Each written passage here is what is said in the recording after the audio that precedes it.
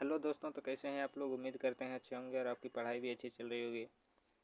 आज हम लोग बिहार एसएससी का प्रीवियस ईयर के क्वेश्चन को करने वाले हैं।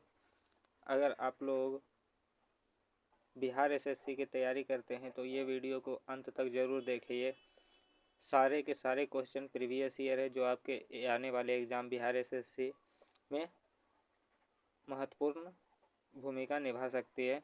यहाँ से क्वेश्चन आपको एग्ज़ाम में देखने के लिए मिल सकता है, क्योंकि ये सारे के सारे प्रीवियस ईयर क्वेश्चन है। तो अंत तक ज़रूर बने रहें और लास्ट में आप लोग ये भी देखें कि आप लोग का कितना स्कोर होता है। तो चलिए ना देरी करते हुए चलते हैं हम लोग अपने पहले प्रश्न पर। और अगर आप लोग को इसका PDF चाहिए तो टेलीग्राम लिंक कमेंट बॉक्स में पिन कर दिया गया या डिस्क्रिप्शन में डाल दिया गया है। वहाँ से आप लोग टेलीग्राम ग्रुप को ज्वाइन करके वहाँ आप लोग PDF प्राप्त कर सकते हैं। तो चलिए चलते हैं हम लोग अपने पहले प्रश्न की ओर। तो हमारा पहला प्रश्न है, राष्ट्रीय राजमार्ग योजना कब शुरू की गई थी। राष्ट्रीय राजमार्ग योजना कब शुरू की गई थी। तो इसका सही आंसर हो जाएगा 1995 में राष्ट्रीय राजमार्ग योजना शुरू की गई थी। अगला क्वेश्चन है हमारा, पीली क्रांति का संबंध किससे है। पीली क्रांति का संबंध किससे है। तो इसका सही आंसर हो जाएगा तिलहन से। तिलहन से संबंधित है पीली क्रांति। अगला क्वेश्चन है हमारा, भारत में उत्पादित की गई कितने प्रतिशत कॉफ़ी निर्यात की जाती है। भारत में उत्पाद की गई कितने प्रतिशत कॉफ़ी निर्यात किया जाता है। तो 10%। ऑप्शन सी 10% कॉफ़ी निर्यात किया जाता है। अगला क्वेश्चन है हमारा, दुर्गापुर इस्पात कारखाना किसकी सहायता से स्थापित किया गया। दुर्गापुर इस्पात कारखाना किसकी सहायता से स्थापित किया गया था। तो किया गया था इंग्लैंड की सहायता से स्थापित। ऑप्शन सी हो जाएगा सही आंसर।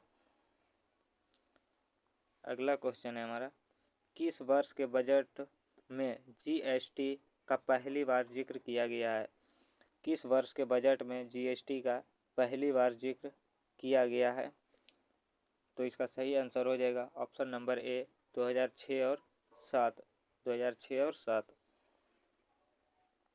अगला क्वेश्चन है हमारा, राष्ट्रीयकरण से पहले स्टेट बैंक ऑफ इंडिया का क्या नाम था। राष्ट्रीयकरण से पहले स्टेट बैंक ऑफ इंडिया का नाम क्या था। तो इसका सही आंसर हो जाएगा option number A imperial bank of India.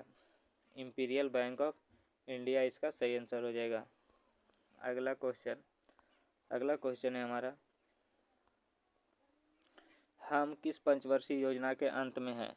हम किस पंचवर्षीय योजना के अंत में हैं। तो इसका सही आंसर होगा ऑप्शन नंबर बी 12वीं पंचवर्षीय योजना। और इसका कब से कब तक हुआ था 12वीं पंचवर्षीय योजना का टाइम पीरियड। तो 2012 से 2017 तक 2012 से 2017 तक इसका टाइम पीरियड था। अगला क्वेश्चन है हमारा, रेलवे आधारित संरचना के लिए इस समय विदेशी प्रत्यक्ष निवेश की सीमा है। रेलवे आधारित संरचना के लिए इस समय विदेशी प्रत्यक्ष निवेश की सीमा क्या है। तो इसका सही आंसर हो जाएगा option number C 100। Option number C 100 हो जाएगा इसका सही आंसर। अगला क्वेश्चन है, किसी देश के व्यक्तियों की आय विषमता ज्ञात करती है। किसी देश के व्यक्तियों की आय विषमता ज्ञात करती है। इसका सही आंसर हो जाएगा लॉरेंज वक्र। ऑप्शन ए हो जाएगा सही आंसर।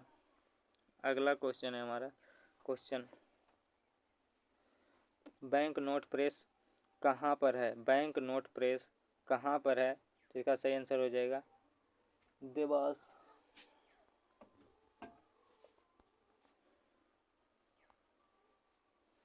अगला क्वेश्चन, जनसंख्या की दृष्टि से 4 बड़े राज्यों में से कौन नहीं है। जनसंख्या की दृष्टि से 4 बड़े राज्यों में से कौन नहीं है। तो इसका सही आंसर हो जाएगा तमिलनाडु। इसका सही आंसर हो जाएगा तमिलनाडु। अगला क्वेश्चन, निम्नलिखित में से किसका प्रति वर्ग किलोमीटर जनसंख्या घनत्व सबसे अधिक है? निम्नलिखित में से किसका प्रति वर्ग जनसंख्या घनत्व सबसे अधिक है? तो ये बिहार का है। बिहार का जनसंख्या घनत्व सबसे अधिक है 2011 जनगणना के अनुसार।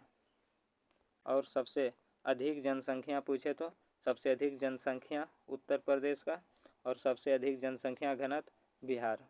सबसे अधिक लिंगानुपात केरल में है और सबसे कम लिंगानुपात कहाँ है? हरियाणा में। हरियाणा में सबसे कम लिंगानुपात है।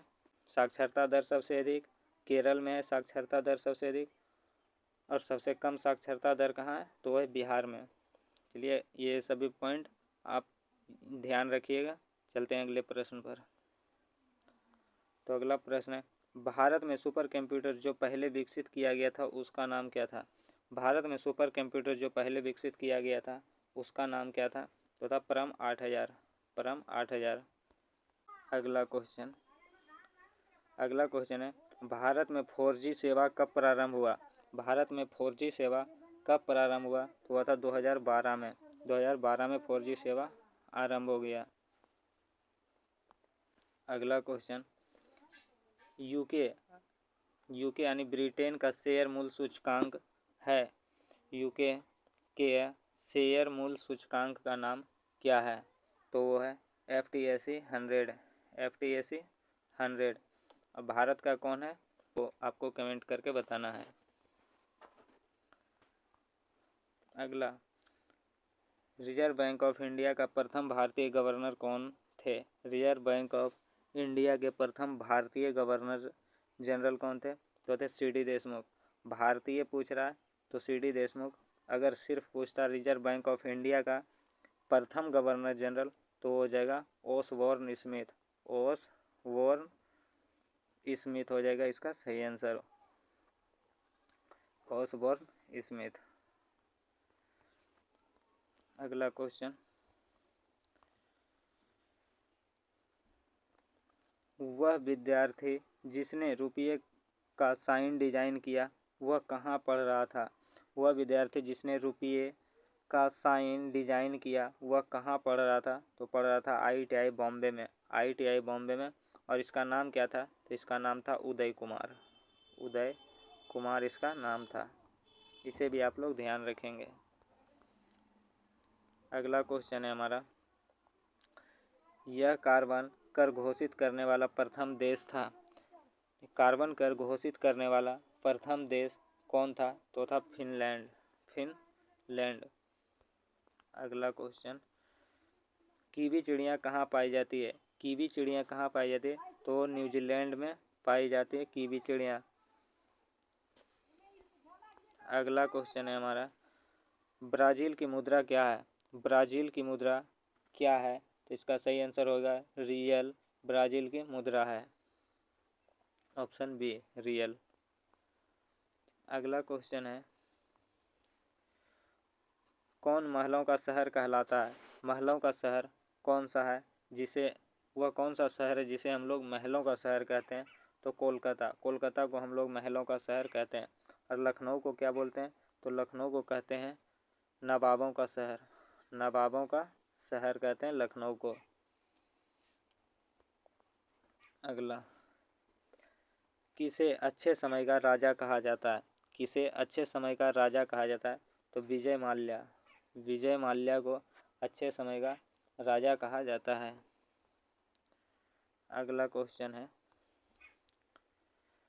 यह मुंबई की प्रथम परखनली शिशु थी और 2016 में इन्होंने एक शिशु को जन्म दिया। मुंबई की प्रथम परखनली शिशु कौन थी जिसने 2016 में एक शिशु को जन्म दिया? उसका नाम क्या था? तो उसका नाम था हर्षा। हर्षा उसका नाम था। अगला, इंडिया एयरलाइंस की प्रथम महिला पायलट कौन थी? इंडियन एयरलाइंस की प्रथम महिला पायलट कौन थे? तो थे दुर्गा बनर्जी। दुर्गा बनर्जी इंडिया एयरलाइंस की पहली महिला पायलट दुर्गा बनर्जी। अगला, किसको महामना कहा जाता है? किसको महामना कहा जाता है? तो मदन मोहन मालवीय को महामना कहा जाता है। अगला क्वेश्चन, प्रथम भारतीय अभिनेत्री कौन थी जिन्हें दादा साहब फाल्के पुरस्कार प्रदान किया गया था? प्रथम भारतीय अभिनेत्री कौन थे जिन्हें दादा साहब फाल्के पुरस्कार प्रदान किया गया था? तो वो थे देविका रानी, देविका रानी। अगला क्वेश्चन, हिंदी साहित्य के प्रसिद्ध आलोचक थे।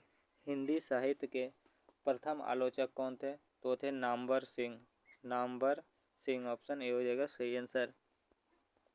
अगला क्वेश्चन, पद्मावत के लेखक कौन थे? पद्मावत के लेखक कौन थे? तो वो थे मलिक मोहम्मद जायसी, मलिक मोहम्मद जायसी। अगला है गेम ऑफ थ्रोन्स के लेखक कौन है? गेम ऑफ थ्रोन्स के लेखक कौन है? तो ये George Martin game of thrones के लेखक है। Option A. अगला क्वेश्चन, इंडिया आफ्टर गांधी के लेखक कौन है? तो इंडिया आफ्टर गांधी के जो लेखक हैं उनका क्या नाम है? तो है रामचंद्र गुहा। Option C. अगला, किस भारतीय क्रांतिकारी के जेल का कमरा अब एक पर्यटक स्थल बन गया है? किस भारतीय क्रांतिकारी के जेल का कमरा अब एक पर्यटक स्थल बन गया है? तो वीर सावरकर, जो कि अंडमान निकोबार में काला पानी की सजा जो अब एक पर्यटक स्थल हो गया है। अगला, किसने ईमेल के लिए @ चिन्ह को चुना? किसने ईमेल के लिए @ चिन्ह को चुना? तो था रे टॉमलिंसन। ऑप्शन ये होगा सही आंसर, रे टॉमलिंसन। अगला क्वेश्चन, किस बैंक ने अपने कर्मचारियों को घर से बैंक के सर्विस अभिगम करने की इजाज़त दी है? किस बैंक ने अपने कर्मचारियों को घर से बैंक के सर्विस अभिगम करने की इजाज़त दी है? वो कौन बैंक है? तो वह ICICI बैंक। अगला, कौन लेखक या लेखिका का जन्म बिहार में हुआ? कौन लेखक या लेखिका का जन्म बिहार में हुआ? तो वह फणेश्वर नाथ रेणु का जन्म बिहार में हुआ है।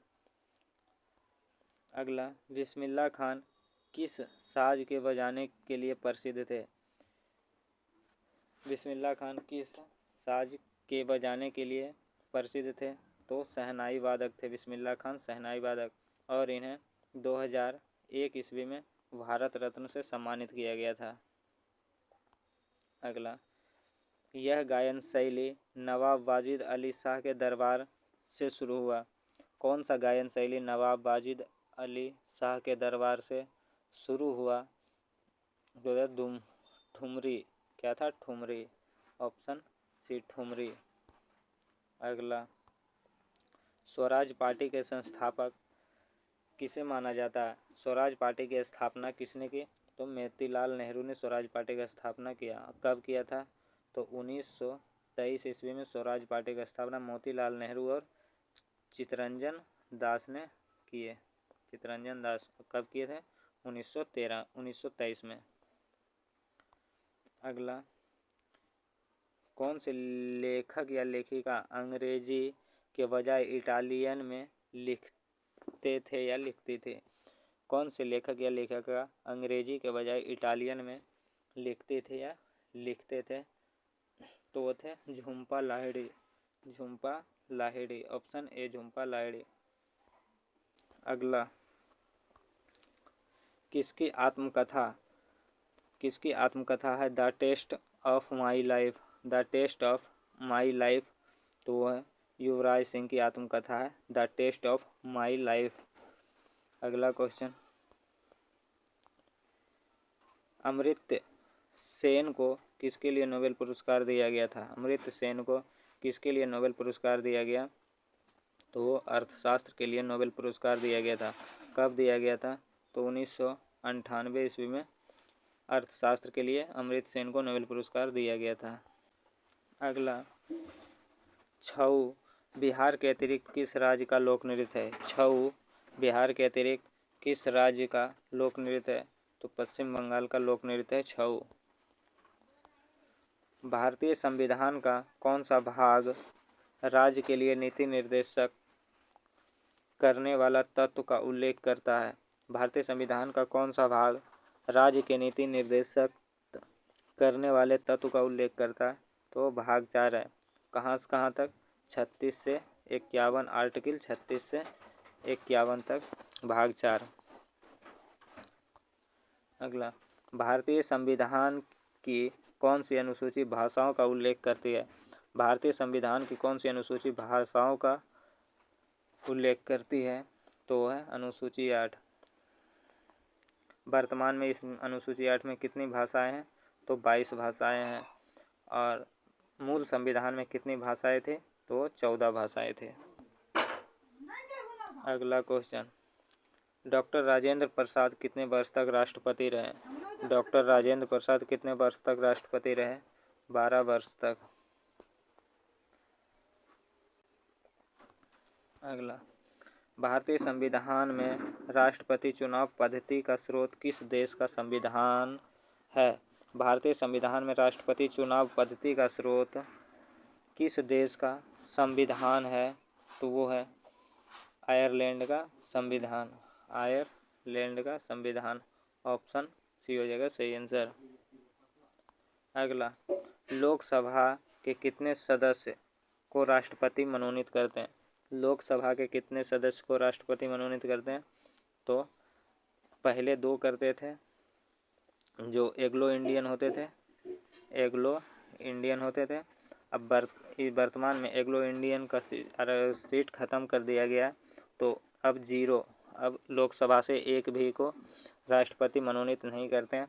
और अगर राज्यसभा से पूछे तो राज्यसभा से 12 सदस्य को मनोनीत राष्ट्रपति कर दें। और लोकसभा से पहले 2 करते थे एग्लो इंडियन, अब एग्लो इंडियन को समाप्त कर दिया गया, तो अब एक भी नहीं करते हैं।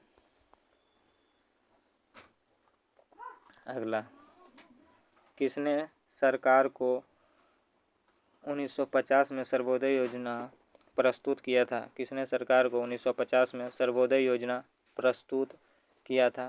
तो जयप्रकाश नारायण सर्वोदय योजना प्रस्तुत किया था।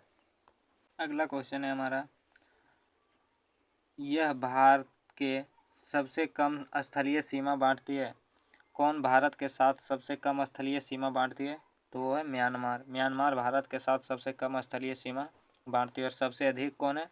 तो है बांग्लादेश सबसे अधिक। क्वेश्चन में पूछ रहा है सबसे कम, तो इसका सही आंसर हो जाएगा म्यांमार। अगला क्वेश्चन है हमारा, कर्क रेखा किस राज्य के मध्य से नहीं गुजरता है? कर्क रेखा किस राज्य के मध्य से नहीं गुजरता है? तो ये बिहार के मध्य से नहीं गुजरता है। और कर्क रेखा भारत के कितने राज्य से गुजरता है? तो 8 राज्य से गुजरता है। कितने राज्य से? 8 राज्य से। किस किस राज्य से गुजरता है? तो गुजरात, राजस्थान, मध्य प्रदेश और छत्तीसगढ़। गुजरात से गुजरता है, राजस्थान से गुजरता है, मध्य प्रदेश से, छत्तीसगढ़ से, और इसके बाद गुजरता है झारखंड से, उसके बाद वेस्ट बंगाल से मतलब पश्चिम बंगाल से गुजरता है, उसके बाद त्रिपुरा से, और अंत में मिजोरम। ये आपका पश्चिम से पूर्व क्रम है। गुजरात, राजस्थान, मध्य प्रदेश, छत्तीसगढ़, झारखंड, पश्चिम बंगाल, त्रिपुरा और मिजोरम। अगला क्वेश्चन देखते हैं, ब्रह्मपुत्र नदी को बांग्लादेश में क्या कहते हैं? ब्रह्मपुत्र नदी को बांग्लादेश में क्या कहते हैं? तो इसे जमुना कहते हैं, जमुना। अगला, विकार मूलतः होते हैं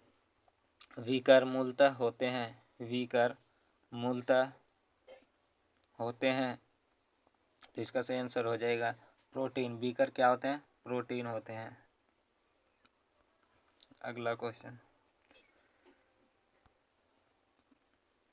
मायोपिया रोगी को किसके निवारण के लिए चाहिए होता है? मायोपिया के रोगी को किसके निवारण के लिए चाहिए होता है? मायोपिया किसको कहते हैं? तो इसको निकट दृष्टि दोष, निकट दृष्टि दोष वाले व्यक्ति, निकट दृष्टि दोष को ही मायोपिया कहते हैं। तो निकट दृष्टि दोष के उपचार के लिए किस लेंस का प्रयोग करते हैं? तो वो अवतल लेंस का प्रयोग करते हैं। किस लेंस का? अवतल लेंस का। उत्तर लेंस से किसका? उत्तर लेंस से करते हैं दूरदृष्टि दोष, जिसको हाइपोमेट्रोपिया कहा जाता है। हाइपोमेट्रोपिया कहा जाता है। तो इसे आप लोग ध्यान रखिएगा।